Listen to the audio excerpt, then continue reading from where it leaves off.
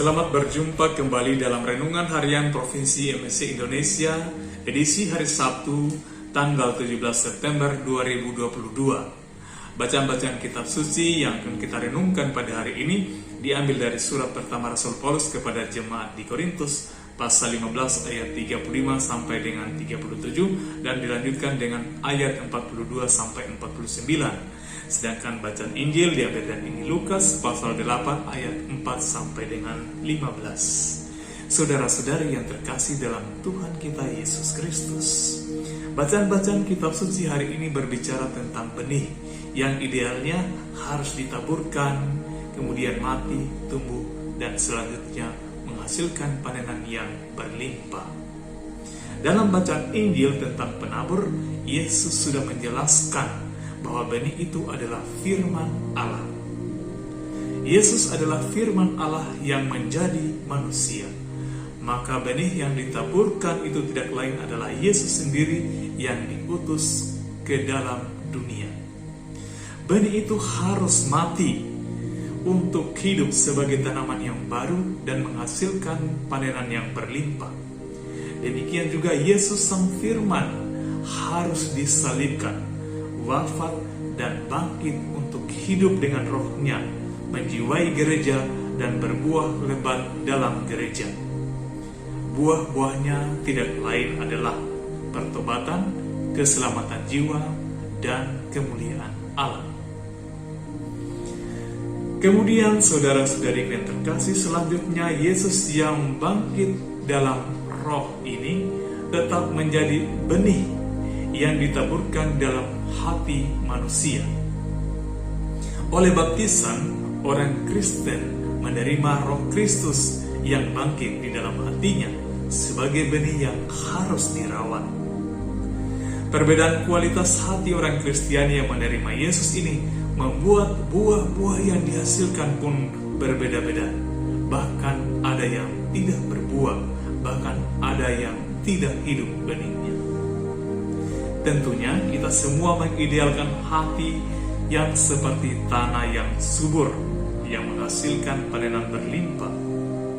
Hati seperti tanah yang subur akan menerima Yesus dalam hidupnya, memberikan tempat di dalam hatinya, tempat yang layak, artinya hati yang selalu disucikan, bukan hati yang nyaman dalam kedosaan. Itu seperti tanah di pinggir jalan.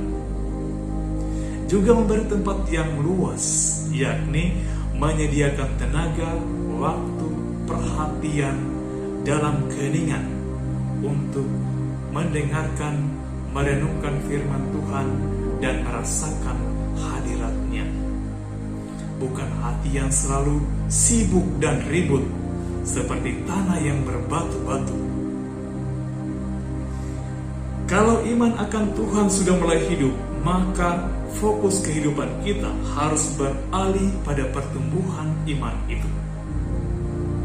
Fokus pada obsesi akan kekayaan, kuasa, dan kenikmatan akan membuat pertumbuhan iman kita terbengkalai dan bisa mati seperti gandum yang terhimpit oleh semak belukar.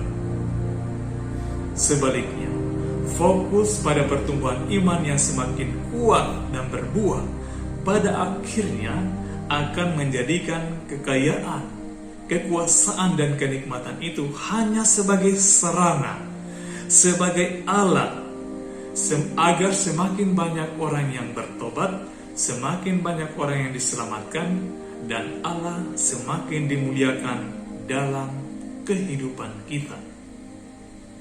Saudara-saudari yang terkasih, kita telah menerima Yesus sang benih sejati di dalam hati kita.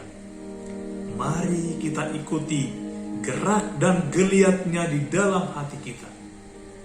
Pertama-tama sang benih mengajak kita untuk rela mati bersamanya, mengubur kedosaan-kedosaan kita, mengubur sifat-sifat jahat kita, mengubur kebiasaan-kebiasaan buruk, mengubur pola hidup, pola pikir, pola rasa, dan pola tindak yang merusak hidup kita. Lalu kemudian bersama gerak dan geliat sang benih, kita merasakan kehidupan yang baru, yang sekonyong-konyong, pelan tapi pasti, menyeruak di dalam diri kita, membawa perubahan, menjadikan hidup kita sebagai kehidupan yang memberkati.